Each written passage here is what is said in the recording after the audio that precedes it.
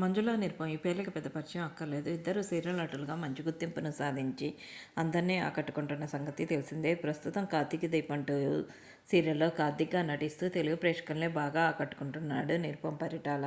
ఎప్పటికప్పుడు వీళ్ళిద్దరూ సోషల్ మీడియాలో చాలా యాక్టివ్గా ఉంటూ తమకు సంబంధించిన అప్డేట్స్ని షేర్ చేస్తూ ఉంటారు.